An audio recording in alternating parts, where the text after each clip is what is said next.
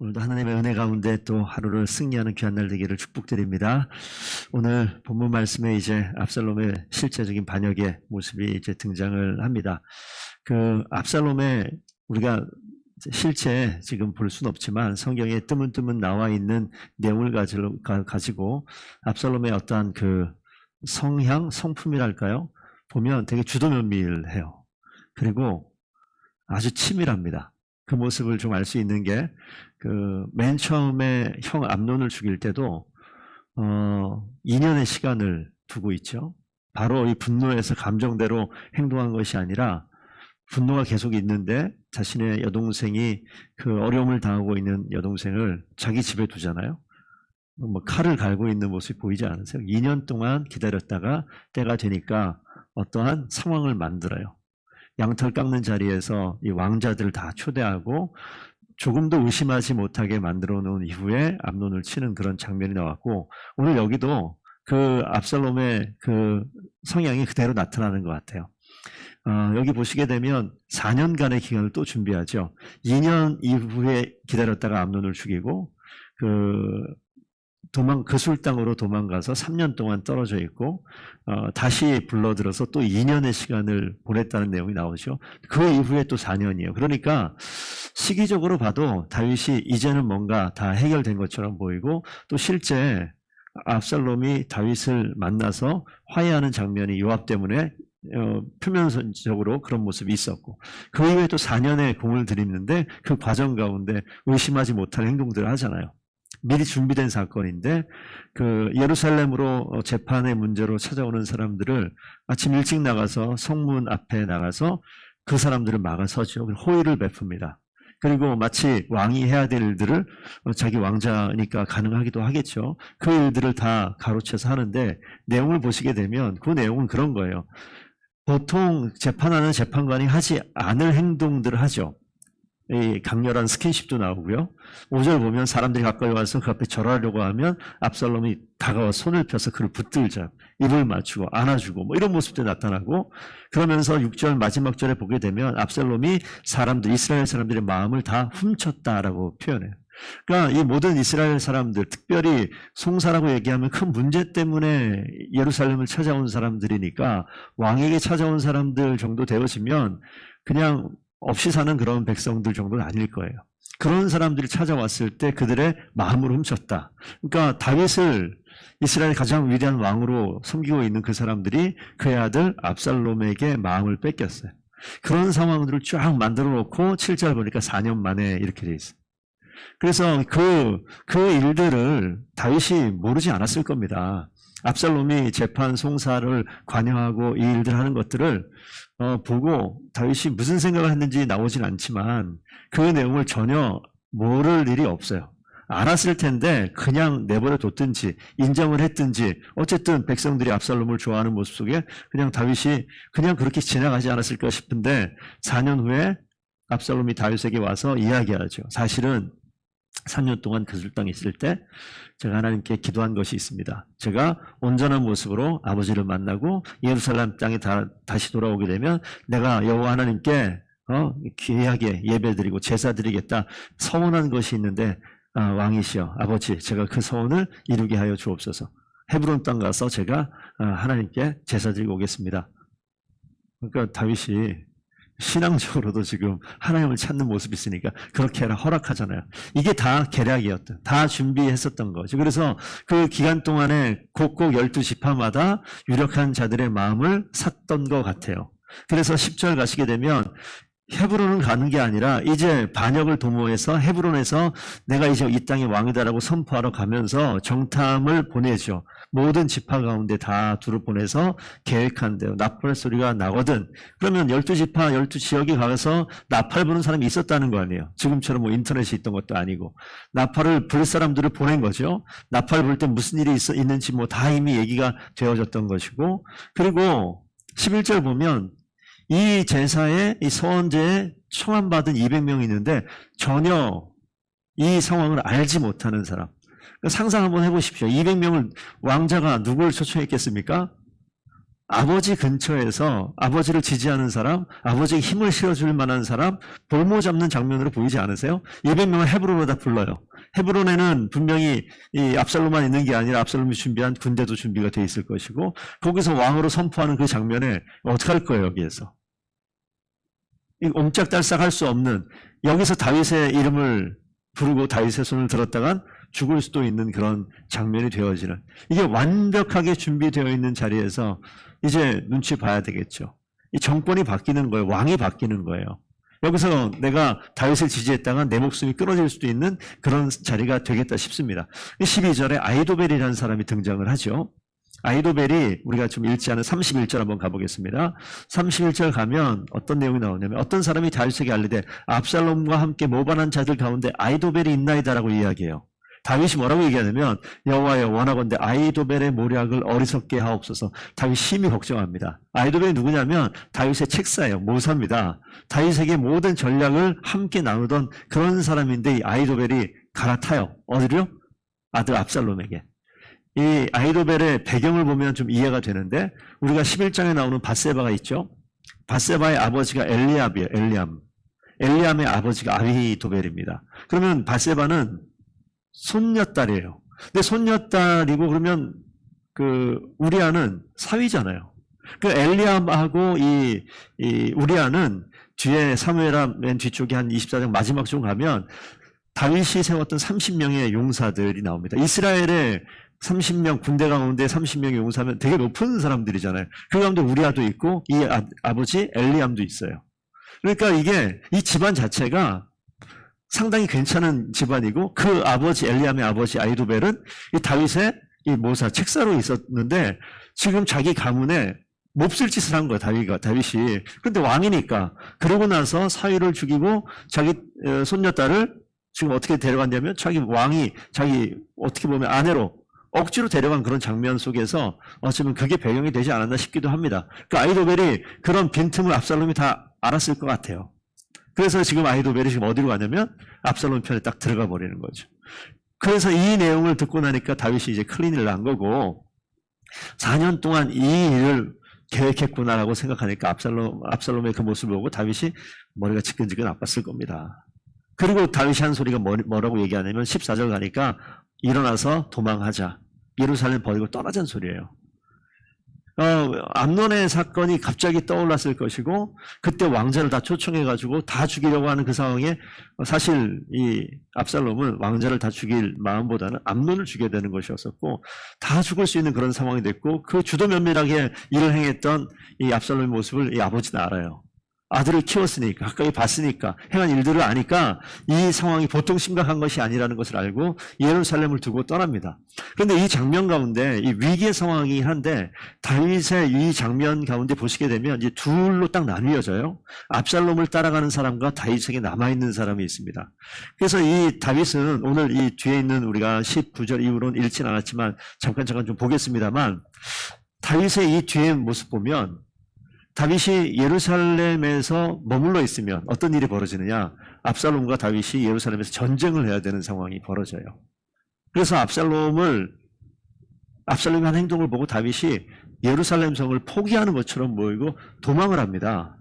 그리고 예루살렘을 포기하고 도망갈 때 여기에서 한 두세 사람 이름이 나오는데, 거기 이제 도망갈 때 후궁 10명만, 여자 후궁 10명만 예루살렘에 남겼다라는 것은 뭐죠? 거기서 전쟁에서 시간을 끌라는 것도 아니에요. 그냥 여자 후궁 10명이 지휘관도 없는데 무슨 전쟁을 하겠어요. 그냥 무혈 입성하도록 내버려 두는 거죠, 예루살렘을. 그리고 나아갑니다. 그래서 쫓아가는 사람 보니까 이전에 나왔던 그렛 사람, 블렛 사람, 이 다윗의 이 호위병과 같은 역할을 했던 사람, 가드에서 온 600명의 사람들, 다윗이 떠돌아다닐 때 아마 같이 돌아다녔던 사람들 같은데, 정말 이 다윗에게 충성하는 소수의 사람만 지금 옮겨가는데, 19절에 이때라고 이 한 명이 등장을 하죠. 이방인입니다. 이때가 와서 21절 한번 가보겠습니다. 21절에 이때가 내가 왕을 쫓아가겠다고 얘기했을 때, 이 다윗은 보니까 지금 움직임 할 때 최소 인원만 데려가고 웬만한 사람들은 다 함께 가기를 원치 않아요. 그래서 이때를 돌아가라고 얘기하는데, 그게 20절에 나오죠. 세 번째 줄. 너도 돌아가고 내 동포들도 데려가라. 은혜와 진리가 너와 함께 있기를 원하노라. 약간은 전쟁 이제 포기하고 뭔가 힘을 내려놓는 듯한 모습이 계속 다윗에게 등장을 합니다. 21절 가니까 이때가 뭐라고 얘기하냐면 여호와의 살아계심과 내 주 왕의 살아계심으로 맹세하옵나니 진실로 내 주 왕께서 어느 곳에 계시든지 사나 죽으나 종도 그곳에 있겠나이다. 끝까지 목숨 다해서 쫓아가겠습니다라고 얘기하는 거. 이 나오미가 이스라엘로 돌아올 때 루시 했었던 이야기가 있죠. 사나 죽으나 어머니께서 죽으시는 곳에서 나도 죽어 거기 묻히겠습니다 라고 얘기하면서 어머니 하나님이 나의 하나님이고 이렇게 이야기하는 장면이 룻기에 나오는데 이 목숨을 걸고 고백할 때 어떤 일을 하냐면 허락을 하는 모습이 나타나요. 이때가 다윗 앞에서 왕이 어느 곳에 가든지 사나 죽으나 종도 그곳에 함께 있겠다라고 이야기하니까 다윗이 이때는 데리고 가요. 이게 이 모습 보게 되면 다른 사람들은 어떻게 했을까? 이렇게 목숨은 걸지 않고 가겠습니다 막 그렇게 얘기하지 않았을까 싶어요. 그럼 있어라 그러면 사람들이 그냥 있었는데 이때는 끝까지 가겠다라고 얘기하니 데려가요. 그래서 지금 이때를 데려가고 여기 답니다. 여기 나와 있는. 그리고 그 이후에 이제 옮겨가니까 예루살렘에 언약궤를 모셨던 제사장들이 있잖아요. 거기 사독과 아비아달이 24절에 나와요. 사독과 아비아달이 이제 올라와서 여호와의 궤를 가지고 간다라고 얘기할 때 이 다윗의 변화 모습이 이런 거예요. 예루살렘 성 안에 언약궤를 그냥 가지고 들어가서 그 가운데 있으라고 얘기하죠. 그러면서 25절 가면 사독에게 이르기를 보라 하나님의 궤를 성읍으로 도로 메어 가라. 이 얘기는 언약궤를 메고 나왔던 모양이에요. 그러니까 다윗이 다시 그냥 예루살렘 들어가서 언약궤를 모시고 예루살렘 돌아가라. 내가 여호와 앞에서 은혜를 입었으면 도로 나를 인도하사 내게 그 궤와 그 계신 데를 보이시리라. 내가 지금은 쫓겨가듯 가지만 하나님께서 나에게 은혜를 베푸시면 내가 다시 그 언약궤를 보게 될 것이다. 온전한 모습으로. 그러니까 이건 뭐냐면 전적으로 힘으로 뭔가 싸우려 하지 않고 하나님께 다 맡겨놓고 모든 것을 다 내려놓고 움직여가는 다윗의 모습이 있어요. 그 다윗과 함께한 사람들이 있긴 있지만 많지는 않습니다. 그러니까 사독과 아비아달을 보내요. 만약에 하나님이 나를 기뻐하지 아니하신다면 하나님께서 나를 하나님이 선히 여기시는 대로 행하시옵소서라고 이야기하면서 모든 것을 하나님께 맡겨버리고 가는 그런 모습이 등장을 하죠. 그러니까 이 위기의 때에 이전에 자신이 밧세바와 함께 이 간음을 행하고 우리아를 죽인 사건 속에서 그 과정을 보게 되면 자신의 죄를 은폐하려고 숨기려고 더 큰 죄를 도모했었던 다윗의 모습이 있었는데 이 자리에서는 자신의 힘으로 자신의 생각으로 뭘 하려고 하는 것이 아니라 하나님께 맡기고 있어요. 그러니까 어려움이 계속 오는데 어려움 가운데 다윗의 태도가 변하고 있는 모습을 좀 보게 됩니다. 그래서 사독과 아비아달이 그의 아들 아히마아스와 요나단 27절에 나오는 두 사람을 보내서 하나님의 궤를 예루살렘으로 도로 갖다 놓죠. 그래서 29절에 사독과 아비아달이 하나님의 궤를 예루살렘으로 도로 메어다 놓고 거기에 머물러 있으니라. 그러니까 사독과 아비아달은 언약궤를 메고 왔다가 다시 돌아갑니다. 그러니까 이게 지금 급박하게 돌아가는 거예요. 압살롬은 헤브론에 있습니다. 이게 여긴 예루살렘이에요. 예루살렘 성에서 지금 중요한 것들을 가지고 이렇게 나가야 되는데 그냥 언약궤는 그냥 두고 다 쫓아갑니까? 후궁만 두고 가족과 그를 따르고 있는 작은 군사들만 움직여가는 거예요. 그런 장면이 나옵니다. 그렇게 움직여갈 때 헤브론에서 예루살렘으로 오고 있는 압살롬이 있고 나가는 다윗이 있고 이 장면이 지금 이 영화로 찍으면 압살롬은 밑에서 계속 예루살렘 올라옵니다. 예루살렘에서 다윗은 지금 나가는 거예요. 누가 남아야 되나 떠나야 되나 들어가라. 언약궤를 갖다가 다시 모시고 그 가운데 있어라 막 이런 이야기를 하면서 막 급박하게 돌아가는 상황입니다. 그런 상황에 막 있을 때 얘기했었던 아까 쫓아오는 거예요. 곳곳에서 소식이 옵니다.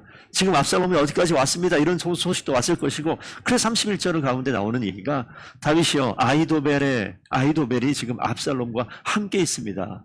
그러니까 이게 뭐냐면 자신의 측근이 돼야 되는 사람들마저도 이제 하나씩 둘씩 압살롬의 편이 되어지는 것을 보면서 30절에 다윗의 이 감정을 볼 수 있는 기도의 내용이 나옵니다. 30절 다윗이 감람산을 올라갈 때 그의 머리를 그가 가리고 맨발로 울며 가고 그와 함께 가는 모든 백성들도 각각 자기의 머리를 가리고 울며 올라가니라.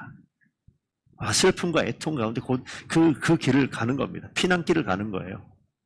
31절에 그 가고 있는데 좋은 소식이 아니라 이 아히도벨도 압살롬 편에 섰습니다. 라고 하는 거죠. 그래서 이제 여기 보면 광야를 넘어가는 이 마루턱이라고 나오는데 32절에 다윗이 하나님을 경배하는 마루턱. 이건 예배하는 자리, 하나님께 제사하는 자리였었던 것 같아요. 그러니까 예루살렘 성 나와서 감람산, 그러니까 우리가 신약에 보면 예수님도 예루살렘에 있을 때 감람산 이런 얘기 나오잖아요. 바로 성 밖에 나가면 가까운 곳에 있는 산인데 이 자리에 예배하는 자리가 있었고 예수님도 기도하는 자리가 있기도 한데 감람산 그 자리에서 예루살렘 성을 바라보고 있는 그런 장면 같은데 그때 이제 후세라고 한 사람이 등장을 합니다. 이후에 이제 후세가 이 다윗의 아히도벨의 이 책사바 같은 역할을 이제 후세가 하게 되어지는데 후세가 이제 등장을 하죠. 그래서 옷을 찢으면서 같이 슬퍼하는 장면이 나오죠. 그런데 이 후세를 지금 함께 가는 것이 아니고 후세도 어디로 보내냐면 예루살렘을 가라 그래요. 그러니까 이 큰 그림 보면 이 압살롬의 이 반역의 순간에 왕궁을 이스라엘을 통치하고 다스리던 그 모든 신하들이 이제 딱 둘로 이제 갈라지는 장면이 나타나죠. 소수의 사람들이 다윗을 쫓아가고 대다윗의 사람들이 압살롬을 지지하는 모양이 되어져 있습니다. 그런데 그 안에 사독과 아비아달과 후세 이 세 사람은 다윗을 온전히 따르고자 하는 사람들인데 그 안에 마치 정탐꾼처럼 들어가 있는 장면이 있습니다.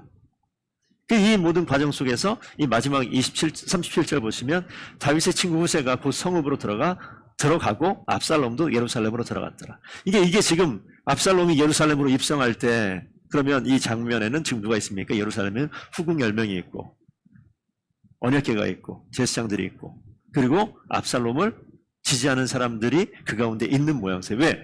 쫓아간 사람 쫓아갔으니까. 남은 사람은 남아서 압살롬이 들어왔을 때 그가 왕이 된 것을 인정하는 모습으로 있어야 되는 거예요. 후세도 그렇고 사독도 그렇고 아비아달도 그렇고 이 모양이 그럼 다윗은 쫓겨나도 도망치듯 쫓겨나버린 그런 모습이 되어져 있잖아요. 이게 지금 어떤 흐름이죠? 12장에 나단 선지자가 이야기했었던 범죄에 대한 대가를 치르는 이 모든 과정 속에 이게 다 있는 거예요. 이 과정을 거쳐가면서 다윗은 지금 다윗의 마음이 어디로 갑니까? 하나님을 원망하는 것이 아니라 자신의 죄악에 대해서 생각 당연히 했을 것이고 그러면서 이 모든 이 역사의 흐름과 하나님께서 하시는 일들에 대해서 철저하게 하나님께 맡기고 인정하는 고백들이 나타나요.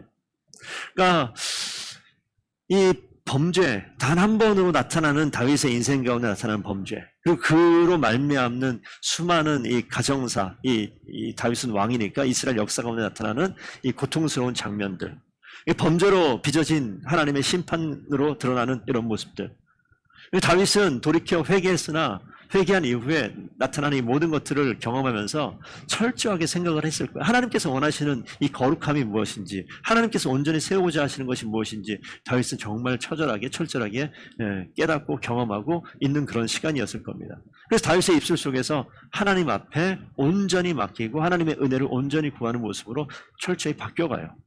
그리고 하나님께서 지키고자 하는 것은 한 영혼을 귀하게 여기시죠. 한 영혼이 하나님 앞에 거룩한 모습으로 서 있기를 원합니다. 그래서 거룩한 모습으로 서 있기를 원하는 다윗이 빚어 만들어져 가는 연약한 것은 주님께서 채우시고 모난 것은 깎아내셔서 하나님의 사람으로 세워져 나가는 그런 모습들을 오늘 보게 되어집니다.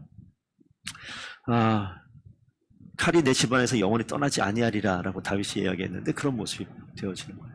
다윗은 많은 생각을 했을 겁니다. 그래서 오늘 장면 속에서 보게 되는 것은 다윗이 이러한 고통을 온전히 다 받아들이고 그 가운데 이 고통의 자리에 하나님을 바라보고 하나님께서 하실 일에 전적으로 맡겨놓죠. 하나님이 선히 여기시는 대로 내게 행하실 것이다 라고 고백하고 갑니다. 그러니까 자기가 치러야 될 것은 치르면서 하나님을 바라보고 갈 때 하나님께서 이 일이 이제 마무리돼 가는 장면이 있죠. 하나님께서 이스라엘 역사 가운데 결국은 뭐라고 얘기하냐면 다윗은 가장 위대한 하나님의 왕이에요. 하나님의 아들입니다. 그런 고백이 나타날 때 하나님께서 그런 모습 치를 만큼 치렀고 깨달을 만큼 깨달았고 은혜를 고백하고 그 이후에 다윗이 모든 것을 하나님 위해서 다 준비하잖아요. 하나님의 일들을 다 온전하고 정결한 그릇으로 하나님의 일을 다 준비하는 모습이 등장을 합니다.